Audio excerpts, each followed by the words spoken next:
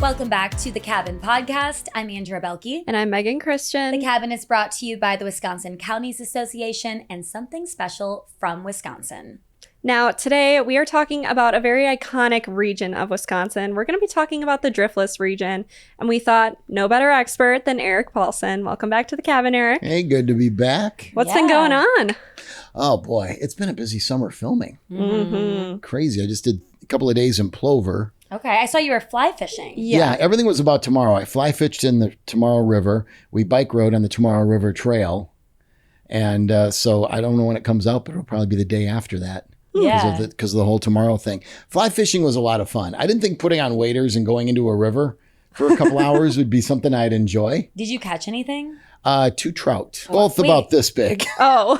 On the fly fish? Oh, yeah, well, casting and doing the thing. Well, and, I've never gone fly fishing. So I've been fly fishing probably 5 or 6 times for shoots, never caught anything. Really? Where were you? Well, some was in Wisconsin and then some was for a show out in Idaho. And I was with like expert fly fishers. You got to go to Idaho for it? Not for Discover Wisconsin. Oh, okay. I feel like that's one of the joys of fishing, though. It's like a game of patience, kind of. I thought the whole joy was sitting in the boat drinking a beer. Well, not in fly fishing, I guess, right? No, you're in the rushing waters. But it's fun. There's something relaxing about being in the water, just up to here. And with the waders on. It works really well. Yeah. You stay dry. And then it's just you're one with nature. And if you can snag a fish, you're like, oh, me surviving wild if need be or whatever. So, and then I also saw, I think you posted a picture with, is it the world's largest cheese grater? it was Potato the masher. Yes. I saw that too. Plover, the Food and Farm it's Food and Farm Exploration Center. They made it very clear to me on the shoot. Don't use the. Don't know why. But at Food and Farm Exploration Center, their signature structure outside is the world's largest potato masher, which apparently had been actually used to mash potatoes for real. It's 39 feet high and it's huge. It looks like a cell tower, kind of. They actually used it to... Apparently with some huge machine, they used it. Like at a festival? Crane or what? I think, something like that. But they were mashing potatoes right around there with that. And then apparently they cleaned it off. Oh. And then they put it on this concrete circular pedestal place, and you can get your picture under it now.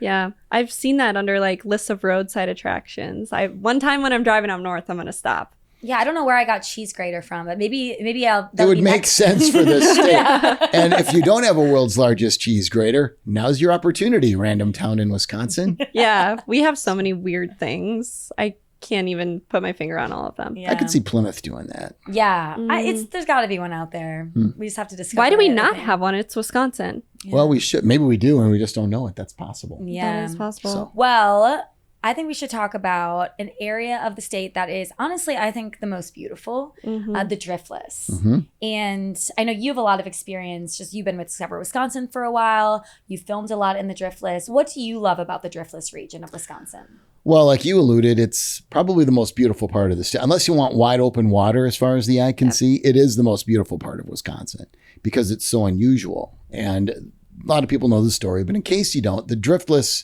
and it's weird that it's called that. I don't know how they came up with the name. Yeah, it relates to not touched by the drifts from the Ice Age. Right. It should be the glacierless. Right. Yeah, you would think. So Wisconsin, and I don't want to say Wisconsin's relatively flat, but if you're from Colorado, you think it is. But the Great Lakes and a lot of our lakes and rivers, most of our lakes, and the relative flatness of the land is because the glaciers pushed everything down. And that happened throughout most of the continent here. Yeah. And they went around this one area and just didn't touch it. And that's mostly in Wisconsin. It's part of southeastern Minnesota, northeastern Iowa, and a very small corner of northwestern Illinois. That's all part of the Driftless area. But I think Wisconsin's like 80% of that. Yeah, I think I had 85% in Wisconsin. Yeah. So what you end up with is land that has been eroding over the years that, I don't know if it was mountains to begin with or what, but you have a lot of abrupt topography, which you don't have as much of elsewhere in the state. Yeah, very rugged terrain. You have those fresh springs and everything going on. A lot of rivers, very few lakes. Yep. Wisconsin has 15,000 lakes. Yeah. Very, very few are in the Driftless area. Yeah, I think it said spring-fed streams. Oh, a lot of spring-fed streams. Yes. In fact, I'm surprised that we didn't go fly fishing there. Yeah. Right? So the glaciers, that was in the last ice age, which was 10,000 years About 12,000 years ago. Okay, they called it the Wisconsin glaciation. Yeah.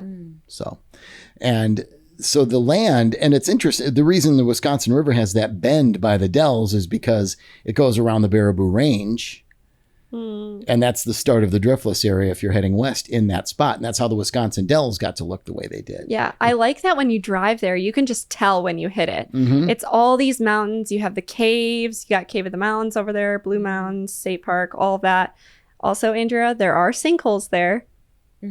Because we talked about quicksand and sinkholes, whether they're in Wisconsin or not, at the very beginning of our journey. So you're saying there's a lot of sinkholes in the Driftless? Yeah, that's what I read. Sinkholes, really? Sinkholes, yeah. I've never sunk in one of them. Well, that's probably a good thing, Eric. Yeah. And I've never run across quicksand because it was weird. Growing up, it was in cartoons everywhere. Well, this is a throwback to, I think, the first episode we did together where Megan stated there is quicksand in Wisconsin, and I said, no, there's not. But she's right.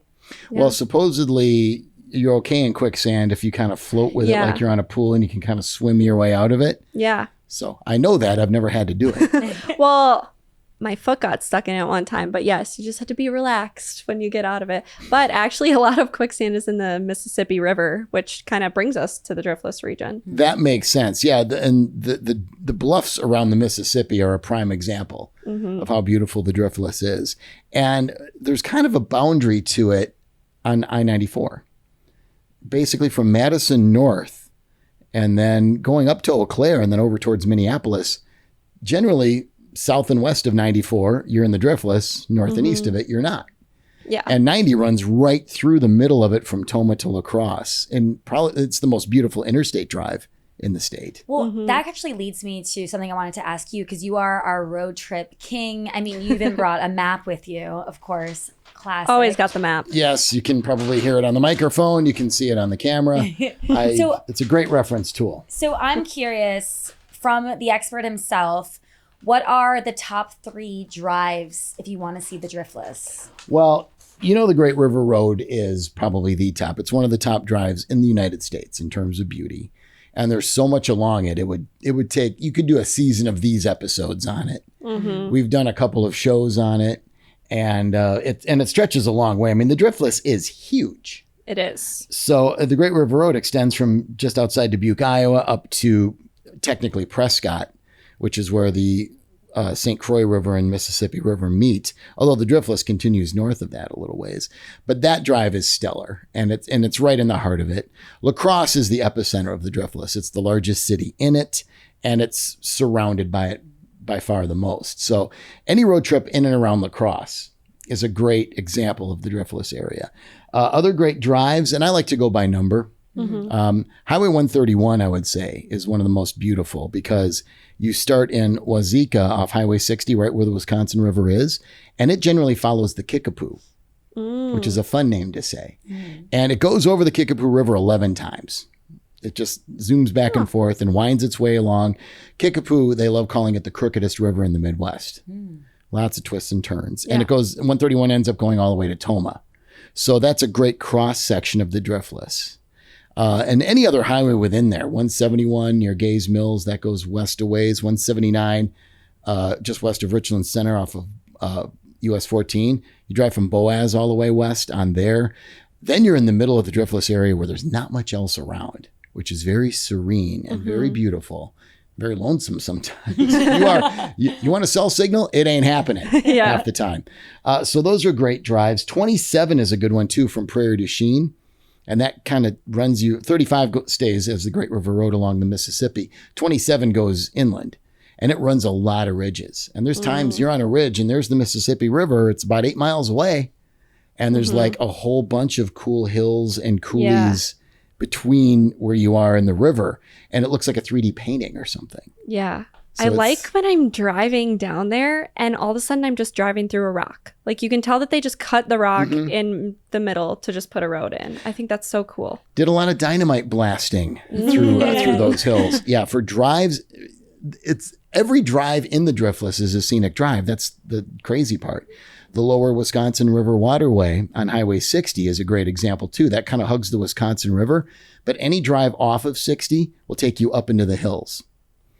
And the scenery is just stupendous. And one of the unique things about the Driftless is there are topography terms you don't see elsewhere. There's not a whole lot of other places you'll find coulees.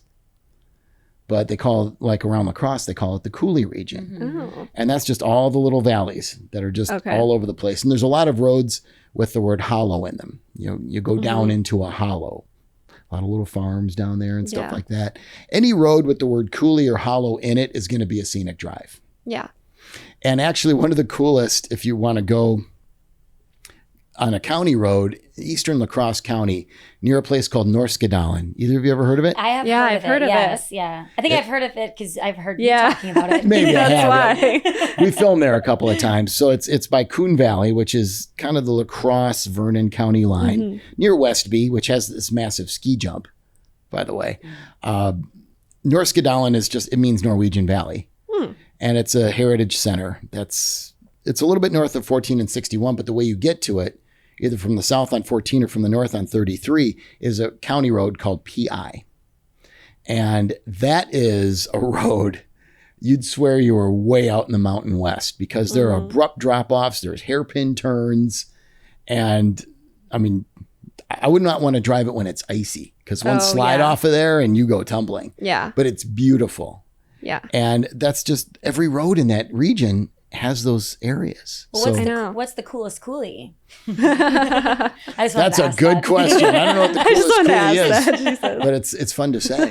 Yeah. Well, I'm wondering because we talked about drives. Yes, there's so many, but what are some of the most iconic towns in the Driftless region? Well, La Crosse to me is the capital of the Driftless, and it's the only big city. I'll count a 50,000 town as a big city. In this case, it's a metro area. Lots to do there too. There is a lot to do there. There's a lot of cool heritage in some of the towns nearby. I mentioned along 14 East, Westby. There's a cool ski jump there where they have a big tournament every winter. That area has a cool Norwegian heritage. They have the Sutton Demai Festival and a lot of cool old buildings. But just south of it is Verokwa, which is by far one of the coolest towns in the Driftless. Yes. It is. It's an artist paradise. It's a very vibrant town. Main Street's got a lot of great stuff along it. For great eats, and I know we'll talk about that a little bit, the Driftless Cafe is there. There's 2 record shops there that have cataloged on State Trunk Tour. Bad Axe Records is really cool. They're across from the Driftless Cafe. The eclectic coffee shops. It's one of the funkier, cool, artsy towns in the Driftless. I've never been there, but this sounds like a town I would love. You would love it. It's very artsy. Yeah, it's the county seat of Vernon County. Yeah. Okay. And 4,000 or 5,000 people or something like that. But it is, even from the downtown area, when you get a clearing between some of the buildings, you can just see out into the landscape, and it's stunning. I love when small towns can keep those eclectic shops, record stores, art galleries, even though it is a small town. I think it's just so cool when you can keep those things alive. Because it's hard from a business standpoint a lot of times. It is. I think that's a very common theme in the Driftless region too, just very artsy communities. Yeah, and they gather in certain areas. Verok was certainly one of them. Mineral Point is another. I was just going to mention Mineral Point. I mean, you have Pendarvis. You can see all the old historic buildings from when the Cornish settlers were first there. You have Shake Rag Alley. Really cool spot. Yeah. Have you been there? Yes. And I love the story behind it. Yeah. What is well, I'll let you tell the story. I just got to do some of the experiences, but we sat in on a blacksmith workshop. That was so cool. Wait, this was at Shake Rag Alley. Yeah. And so I described it this way. Is it an actual alley? It looks like a little Pixie Hollow when you go in from Tinkerbell. There's all these little old buildings. They have different classes you can put your kids in. You can do them as adults. It's kind of just a center for the arts. It is called Shake Rag. And it's kind of, it's downtown Mineral Point and Pendarvis, which is a state historic site next to it. Shake Rag is kind of in the middle of that. And the name comes from a tradition where, the guys were working in the fields or in the mines, and when the wives were cooking dinner, the way they'd signify that dinner was ready is they'd shake these rags. It's kind of like terrible towels at a stadium, I guess. Yeah. But Shake Rag Alley sounds better than Terrible Towel Alley. So I don't know. That does have a ring to it. Yeah. It is a really cute little area, though. And when I was there for filming, because we just did a whole show there, they were telling us that they just discovered one of their little buildings might be the oldest kindergarten in Wisconsin, or oldest schoolhouse in Wisconsin. They haven't verified it yet, but they think that it is with the Historical Society. Well, Mineral Point was in the running to be one of the state capitals. Yeah. I mean, So- they held the first ever inauguration of Wisconsin Governor Henry Dodge. So that's kind of where the name for Governor Dodge State Park comes from too, Yes. which is cool. And Do so you know how they decided on like how So Madison? he Yeah. was from, you're I was just asking saying the 'cause you were capital. saying it was in the running. Like, how did that all kind of yeah, I pan mean, out? Belmont was the first place where the legislature met, and that's a historic two wooden buildings now. Mineral Point was so booming because the mining industry was huge Yes. at the time in that region. And they chose Madison because it's more centrally located. It was closer to Milwaukee, and it was easier to build direct transportation routes towards Chicago and towards Milwaukee and up north. The lakes made it really cold, though. The wind whipping between Mendota and Monona. Oh, yeah. They actually, one of the early surveyors called Madison beautiful but uninhabitable because the winds were so raw. We between sure the two proved them lakes in the wrong. winter. Yeah. Yeah, it's hard to habit on some February days when it's 10 Yeah. below, but otherwise it's lovely. So yeah, Mineral Point is another great one, and that's a big tourism destination. Dodgeville's a pretty fun town, and that's good access to Governor Dodge State Yes. Park, which I'm sure we'll mention. Platteville's very cool. Yeah. Yeah. Great college town. And the world's largest M is in Platteville. Largest which was- M? Yeah. The Because, letter? Yeah. It's Oh, on, I got to go there. It's on, I think it's called Platteville Mound. It's on one of the mounds facing southwest, and it was kind of carved out on foot by students Oh. in the 1920s or 30s. And UW Platteville was Wisconsin Mining Metallurgical School or something originally. Yeah. So that's what the M stood for. And so it's huge. And you can see it actually from, you can see it when you're on the Great River Road on a high ridge, about 20, 25 miles Wow. away on a clear day. If you know exactly when to look and where, you look to your east, you will see an M on one of those hills way out there. Wow. That's cool. I've taken a picture of it like with a zoom lens. We're from positive there's no other large M's in Montana or Michigan. there. No one has challenged that claim yet. I will give a shout out to Potosi, yes. which is in its own little kind of a hollow. Yep. They lay claim to the world's longest uninterrupted main street, which I'm sure that can be debated. Yeah, I'm sure. But that's Highway 133 just off the Great River Road. In fact, that's part of the Great River Road. It veers off 35 there and follows 133 for a while. And they have a great history there of brewing. So the American Breweryana Association actually picked Potosi for the American Beer Museum over St. Louis, Cincinnati, and Milwaukee. Because Potosi Brewing put this passionate plea forward. Potosi Brewing dates back to 1872, and it was a dilapidated brewery. They closed in 1972, and they refurbished it and reopened it in 2008. And as part of the rehabbing process, they landed this museum and said, hey, this is going to be the cornerstone of our redevelopment. And they've done a great job there. You can also see the world's largest cone top beer can on the grounds of Potosi Brewing. Really There's so many specific. world. Well, okay, if we're largest. talking You can world, get very specific. Yeah. if we're talking world's largest, you have to say that the world's largest six-pack is in the Driftless region. Yes, it is. And also part of the beer theme, and also along the Great River Road. There's So lots of yeah, those. so Potosi, cool town. La Crosse, obviously, and I mentioned it as a cool town, but one of the coolest things about the world's largest six-pack is it's actually full of beer It's a brewery. because those were the storage tanks originally for G. Heilemann Brewing, which brewed Old Style.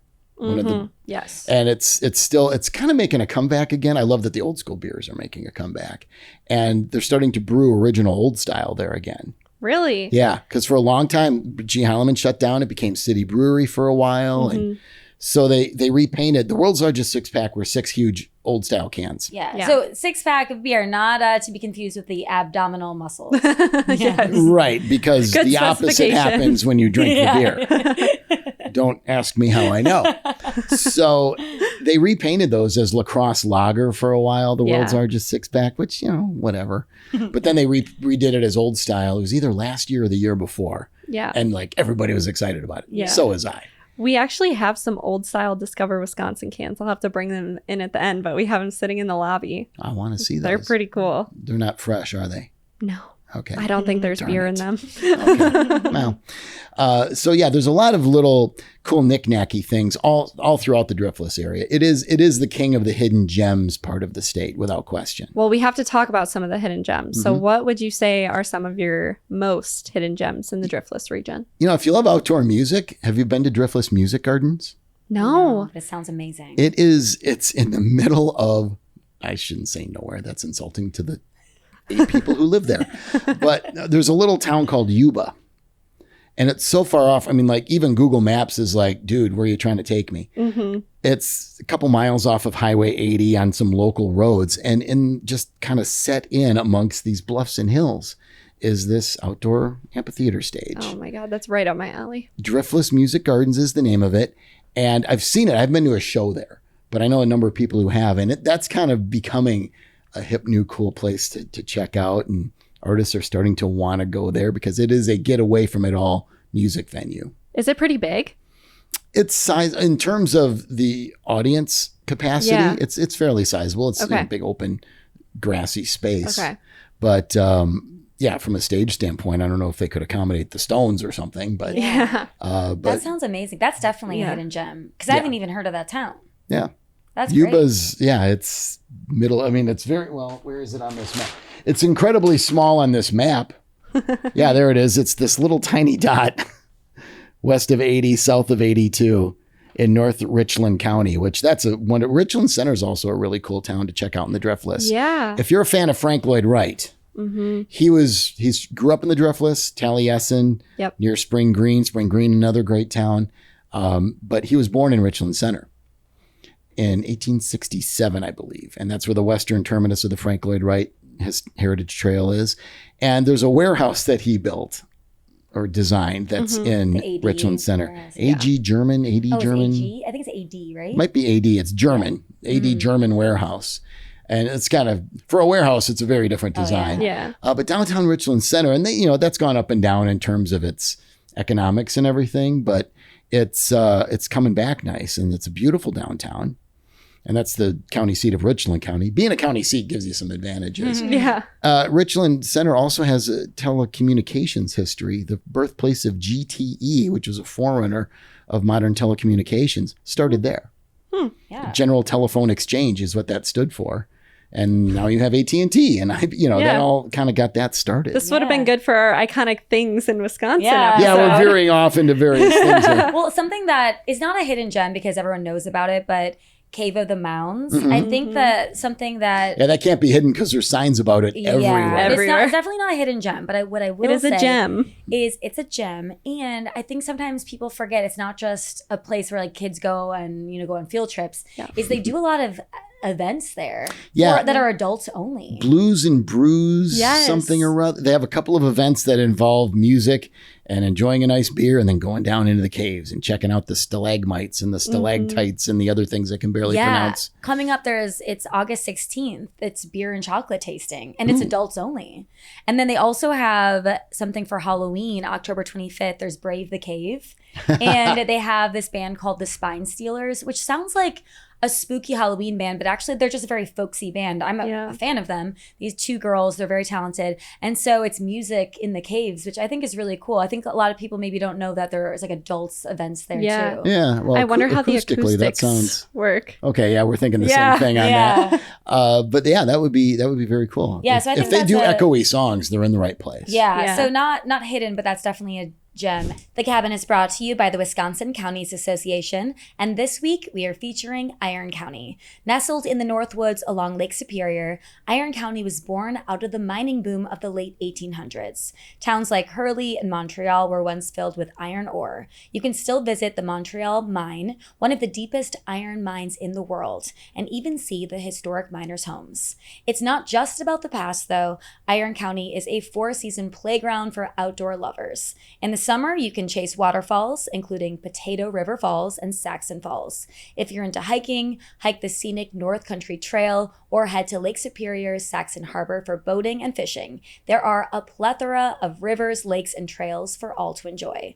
The adventure continues into the fall as well, where you can take in breathtaking color tours along rustic roads and hidden trails. And don't miss the local events like Festival Italiano in Hurley or Oktoberfest in Mercer. There is so much to do in Iron County. For more, visit wicounties.org. Wisconsin entrepreneurs, take your business to the next level by joining the Something Special from Wisconsin family and connect with a community that celebrates quality and craft. Something Special from Wisconsin has been dedicated to promoting high-quality products made right here in our great state since 1983.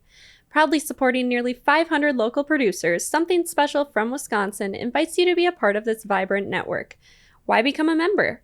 Increased visibility. As a member, your products will be featured on the website and receive promotional materials, helping you reach new customers who value local goods. Networking opportunities. Connect with other local producers, share experiences, and build relationships that can lead to collaborations and growth for your business. Marketing support. Gain access to valuable resources and marketing tools designed to help you promote your products effectively. Community engagement. Join a community that is passionate about supporting local businesses and preserving Wisconsin's heritage. Exclusive events. Participate in member-only events that provide opportunities for learning, networking, and showcasing your products. When you join Something Special from Wisconsin, you're not only joining the program, but also a movement that values quality, sustainability, and community support. Take the next step by checking out somethingspecialwi.com to learn more about membership benefits and how to apply. Every member contributes to our state's vibrant story. Any other hidden gems that come to mind? Oh, there's a bunch, but as long as you're talking Cave of the Mounds, we should note that's at Blue Mound. Yes. And a lot of people in the Milwaukee area, they know Blue Mound Road. They have no idea where Blue Mound is. It's actually a place. Yes. And the highest point in southern Wisconsin is in the Driftless. Blue Mound itself, which goes to about 1750, I think, in elevation, which is about 900 feet higher than Madison. Yeah. It's 1,200 feet higher than Milwaukee, just to give you the perspective on it. And that's a great state park there. Yeah. Where you can hike around. And that Blue Mound Road goes all the way to... Well, I think it's just named after it's just named after... Well, the thing is, Blue Mound Road is US 18. Yeah. And although it's not called Blue Mound Road the whole way, 18 goes right past the entrance to it. Yeah. So if you just follow 18, you end up going there. But man, there are so many other hidden gems. So did you want to talk about like Kinstone and all that? Yeah, one that I've never been to, but I found in my research, Kinstone. It's a monolithic stone garden teaching center. And you've been there. You've actually filmed there. Yeah, it's pretty remarkable. It looks so cool. We got to give some more love to the further north and west part of the Driftless too. We've been focused so much southwest. There's really three parts to me of the Driftless area. There's the area south of the Wisconsin River, closer to Illinois. And that's where, there's a lot of great stuff there. And then there's that middle area from like Richland Center and Spring Green up towards La Crosse. But the area north of La Crosse and west, we're talking Arcadia, Fountain City, up towards Blair and Independence and Eau Claire, that area. There's a lot of cool stuff lurking in there to check out. Yeah, so Kinstone is in Fountain City. And Kinstone is, it's kind of funny the way this goes. If you go north of La Crosse to Trempealeau, which is a beautiful area too. Trempealeau is where Pearl State Park is. There's a little bit of a drive you take past an incredible winery, which I'll also be happy to bring up shortly. You get by Winona, Minnesota. And on the other side, it's called Bluff Siding, which sounds more like a place where you go and buy siding than a geologic feature. But Fountain City's the next town up. And there's a couple cool things when you're driving there. First of all, I don't know the name of it, but there's a bread place that's literally just a cart, like a wagon full of bread that they bake and they put it out. And you're on the honor system. You go there, you open the thing, you take a loaf of bread and you pay. So cool. Yeah. You can Venmo or leave cash. There's a camera looking at you, but I've had some amazing jalapeno sourdough bread from this little cart, and it's just a driveway off 35. Right near there and going in maybe a couple miles on a side road is Kinstone. And I don't know how to describe it because it's almost Stonehenge-y. Yeah. There are so many rocks and so many different cool formations, and there's cats everywhere. Oh. Everywhere we went, there were cats. Just wild cats? Yeah, well, they're part of the farm, I guess, that it's on. Okay, yeah. And they're very sweet cats. I enjoyed them. But there's a lot of areas where you walk amongst the stones, within them. You look through holes in the stones. Some of them align with the sunset, depending on the day, of course. But it's this really amazing place that is designed, I think, partially for like contemplation and reflection and art. And it's one of the cooler places I've seen. It reminds me of Scotland or Ireland a little bit. It's very much like that. Yeah. It was just a really cool experience. And we went as the sun was starting to set. Yeah. Which is a fantastic The footage time to was be so there. cool. Yeah, I've seen it. And being there, it didn't even do it justice being there. Oh, I'm sure. And just up from that, it's called, I think it's Prairie Hill, Prairie Grove. There's a sculpture garden too, right near Fountain City off 35. And then inside Fountain City, you have Monarch Brewing and Fountain City Brewing Company, which goes back forever, and Seven Hawks Winery. So there's all this stuff just within a couple miles, and that's just Fountain City. I have to do a road trip before the summer's over there. Right? I have to. Yeah. Because it's something, I mean, I've been in the Driftless. A lot of times I'll do a shoot somewhere, but then I'll just, after a long shoot, you just want to get home. Right. So Yeah. I'll drive and I don't have time to stop. So I actually have to do a dedicated road trip, I think. Yeah. Yeah. So, well, sometimes the shoot wraps up at 7 p.m. Oh, and yeah. you got to be somewhere else at 7 a.m. So Right. you're buzzing Yeah. home. Right. Yeah. That's why I got us pulled over the way leaving that Great River Road shoot. I was looking for the bread place, and I couldn't find it, and I forgot how fast I was going, so the cop pulled me. You get a ticket? Well, you know what? I was wearing my DW shirt. I didn't say anything, but he was like, I'll just give you a warning. So, So didn't maybe say- it helped. Do you know that I'm Eric from... That's a guaranteed way to end up in jail. yeah, there you go. Well, the bread's making me think of food, so I think we should talk about some of the top places to eat in the Driftless region. Okay. Well, I will. I'll have to mention the Driftless Cafe again, Right. Because that and actually Luke Zahm, who's one of the owners, head chef there, does Wisconsin Foodie. We filmed with him prior to him doing that, and it was amazing. He had to do this thing with Pentacream blue cheese from Carr Valley. Carr Valley cheese is in the Driftless. And for food, if you want to go to a cheese factory and go to Carr Valley, amazing curds, amazing cheeses. Any cheese factory. There's another great one. I forgot the name of it, but it's in Cashton, and you'll find them all over in the Driftless. Definitely stop and eat the cheeses. But he made, with that Pentacream blue, he made an appetizer, a dinner, and a dessert that had a black walnut crust with blue cheese in it or something. It was just amazing. But that is one of my favorite places to eat. And he was James Beard nominated. Yeah. And so it's super high level, tasty stuff. Almost any diner in the Driftless area is going to be good because they're the main places in town. There's a lot of good spots in La Crosse. I love in Mineral Point, the Red Rooster Cafe. Because I'm a big fan of Cornish pasties. They have the pasties there. And those are tremendous there. Yes. There's a good cafe in Spring Green, but I'm blanking on the name of it. There's a couple of good drive-ins. I love me a good drive-in burger or a shake or something. Oh yeah. Rudy's in La Crosse, and there's one in Sparta. Yes. There's a good one there was a good one in Spring Green called Rumble Seats, and that unfortunately closed down. But any place you can find a drive-in, definitely check that out. And I'm blanking on this other one. Are there any breweries around the area that you can eat at? There are quite a few. La Crosse obviously has a couple of breweries. There's 608. There's Pearl Street Brewing, which is no longer on Pearl Street. They're in, I think it used to be it was a factory for something, like they made boots or something. And then there's Turtle Stack in downtown La Crosse. So those are all good if you're in the city of the Driftless. Hillsboro Brewing is fantastic. It's in Hillsboro, surprise, the Czech capital of Wisconsin, as in Czech Republic, not Czechs you'd write on. But they started in a small tap room right in downtown, and then they moved out to this another former factory. But it's huge now, and they have great food and great beers. Leapin' Lemur is his cream ale. That's one of my favorite beers that they make. Ooh. So they're fantastic out there. Potosi Brewing, we've already talked about. You go to, let's see. I actually have to look at the map to jog my memory on some of this stuff. But there's breweries all over. Yeah. Actually, Baraboo's on the edge of the Driftless, and Tumbled Rock is a fantastic brewery. We've talked about it before on the podcast, but I highly, highly recommend it. Vintage Brewing in Sauk City is phenomenal. There's a good one in Mauston, which is kind of on the border of the Driftless. It's along the old interstate, 12 and 16, as opposed to 90 and 94, called Gravity Box. Ooh, cool name. They make really cool beers. I'm surprised there isn't a brewery in Viroqua. Yeah. I think there's a market for that, I think. They're too busy being artistic. Yeah. I suppose. Yeah, that's probably the case. Now, Monroe is kind of in the Driftless, Greene County. And Monroe has Minhas Brewing, which is a classic one. Is it the oldest or second oldest operating brewery in the state? And it's one of the oldest continuously operating breweries in the country. It dates back to 1845.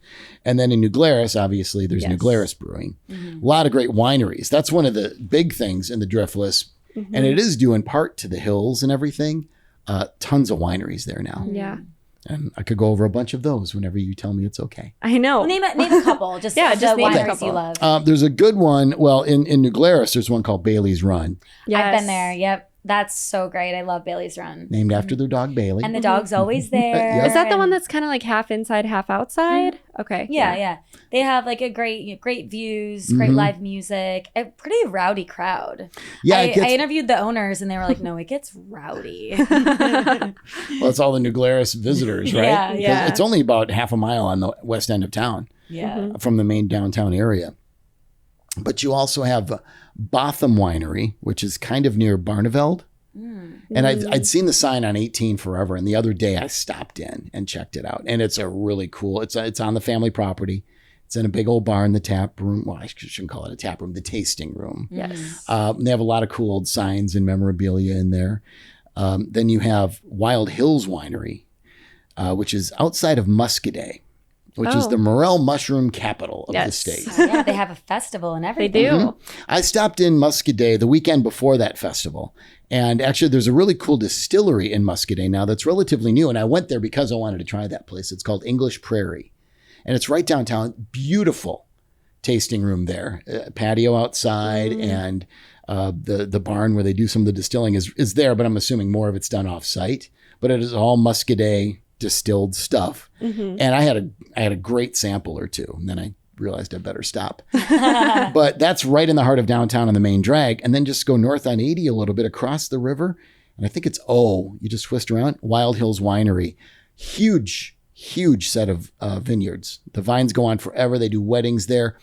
And they actually gave me a little walking tour of the grounds. You get up on top of a hill, and a lot of people do want to have their wedding ceremony right on the top of the hill.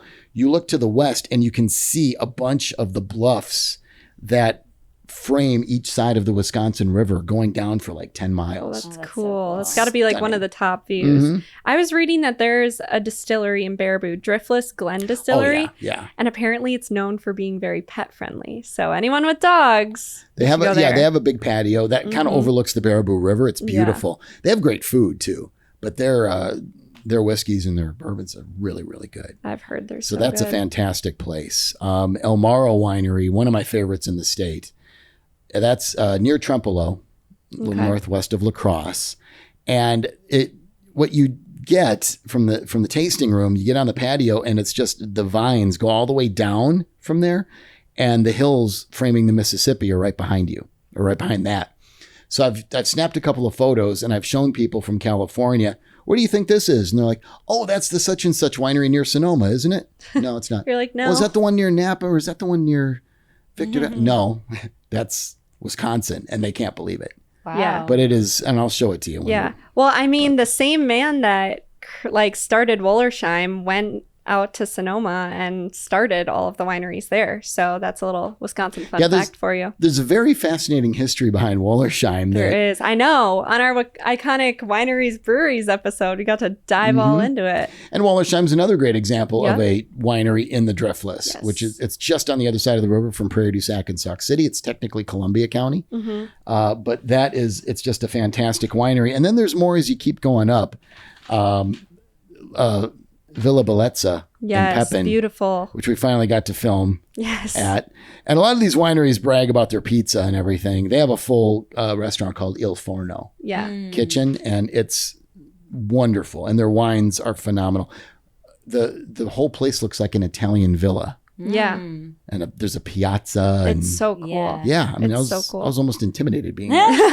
Well, also in the Crazy. Driftless, you have in St. Croix Falls, Chateau St. Croix. Chateau St. Croix that's like a trip to France. Oh, yeah. Like It's like a medieval castle. France. Oh, yeah. I think the building was built in 1510 or something, right? That's insane. Yeah, they have It looks those like it. big Lions. out in the front. That is a stunning place. Well, there's so many pretty views in the Driftless. I'm curious. There's so many state parks too. Mm-hmm.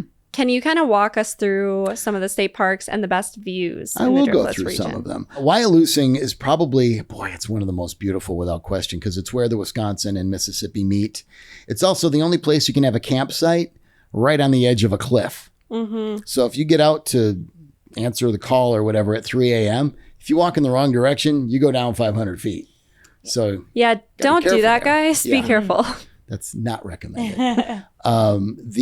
There's also it's sad, but it's interesting. A salute to the passenger pigeon, now extinct, but they have it's by all these Native American mounds too, but a big monument to the passenger pigeon with its wow. story as you can overlook the river. Yeah. So it's like you're just like, whoa, dude, that's deep. Yeah. You know, but Wyalusing is very beautiful, and it is great for hiking and biking and checking out a lot of things. Governor Dodge has a couple of great waterfalls. That's a great hiking park, and it's huge. Yes. Just north of Dodgeville. We've got down in there Devil's Lake. Obviously, Can't forget that that's the most one. popular one, right? It's either Yeah. Devil's Lake or Peninsula. Well, there's so much to do at Devil's Lake. Yeah, so- and I know you said Balanced Rock, Yep. which is probably the most Instagrammable part of the park. Yep. But the trails that encircle the lake that's there, it's a fantastic hike. Yep. And in some cases, it's pretty rugged. Yeah. I mean, and you can do some paddling or boating there too if In that you lake? want to, which Yeah. is cool. Yeah, I mean, I think a big thing for outdoor enthusiasts, you have all the parks, you have hiking, you have canoeing and kayaking. I know you're a big biker. Yeah, I love distance biking, especially when I found out, like, I had my IT band act up because apparently that's what happens when you're theoretically athletic. I couldn't run, but I could bike 30 miles. No problem. No, I'm the same way. I have knee issues. I can't really run anymore, but I can bike forever. Well, it's nice we can sit around and both with our aching back stuff, right? Eventually Megan, it happens. you'll understand someday. This will catch up with Okay. you one day, Megan. What you don't know is that I actually have a horrible back, but I do. I fractured it. when it Welcome comes to the cabin where we whine about our health issues. Yes. Well, when it comes to biking, I know there's the Elroy Sparta Trail. So Oh, that's yeah. in the heart of the Driftless. Yeah, and and there's that- some cool history there. Yeah, it's not part of the state parks, but it is it's the first rail to trail in the United States, where at some point they said, hey, these rail lines that aren't being used anymore, they're great access points. Let's pull the rails up so you don't have to maintain them and let people bike on them. And paved trails are great, but crushed limestone also works really well. It drains nice. And Elroy Sparta, I first biked that when I was like 9. Me and my parents and then their friends and their kids, we all went together on this trip. And it's 32 miles from Elroy to Sparta. There's 3 towns in between.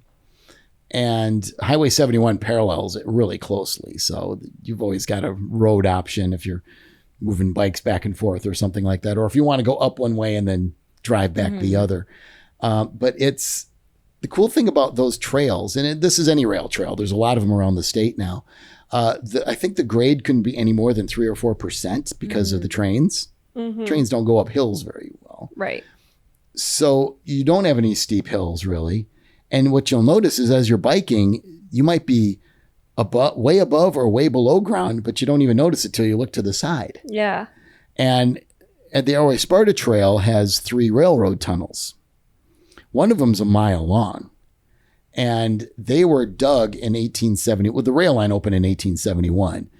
They invented dynamite in 1873. So these were hand dug tunnels. Whoa. Wait, there's one of the tunnels that you can bike in is a mile long. Yeah, one's like fairly short. The other's maybe a little over half a mile. And one's almost a mile long. Oh, that's so Wow. cool. And I think there's just enough of a bend where you don't easily see the light at the end of the tunnel. Right. Yeah. So you have to, and it's always about 50 degrees in those tunnels, no matter what time of year it is. Yeah. Ooh, Because that's so fun. That's the average annual temperature there. That's what the temperature of groundwater is in any place. The average annual temperature above ground is what the groundwater is below. So it's refreshing on a hot summer day, and it's warming on a cold winter day, although they close them in the winter. Yeah. But you have to get off your bike and walk your bike through these tunnels. But bring flashlights and bring something to warm yourself up with, because it gets chilly in there. You walk a mile in 50-degree weather when it's 85 outside otherwise, it's chilly. Fun. I feel like that's kind of a little hidden gem, huh? Oh, yeah. And there's a lot of little, Airbnb, bed and breakfasts, and maybe some Airbnbs in Norwalk, Wilton, and Kendall, which are the 3 towns in between. They welcome the trail travelers all summer. And then there's connecting trails. The Omaha Trail's a shorter trail, and that's very nice too. There's a tunnel there. It's shorter. And then in Sparta, which is the bicycling capital of Wisconsin, that connects to the Great River State Trail, which will take you to La Crosse and then up the Mississippi River. The 400 Trail from Elroy connects south to Reedsburg, also along an old rail line that used to run the 400 train, which went from Chicago to Minneapolis, 400 miles in 400 minutes. And that's why they called it that. Oh, wow. That's so cool. So much for the outdoor enthusiasts. Yeah. Okay, well, we kind of are out of time. I know you're a total... We're just getting started. I know. It should be a 2-parter. No, I know. It should be. Is okay. Anything that you think we have to hit before we wrap? A couple other quick state park mentions, because we talked about Governor Dodge and Wyalusing. You also have Yellowstone Lake State Park, which was a hidden gem that our first audio engineer years ago, Dave Janis, loved. Wildcat Mountain State Park, I can't not mention that one. If you want beautiful views, go there. It's just east of Ontario along 33. That's another area of the Driftless, hairpin turns and just stunning views. And it's right by the Kickapoo River, which is a phenomenal river for kayaking. Yeah, I read that. And now I think I have to go because I love kayaking. Mirror Lake State Park, which, everybody knows that is where Ashnala is. And there's a Tower Hill is another one, which is right by Spring Green.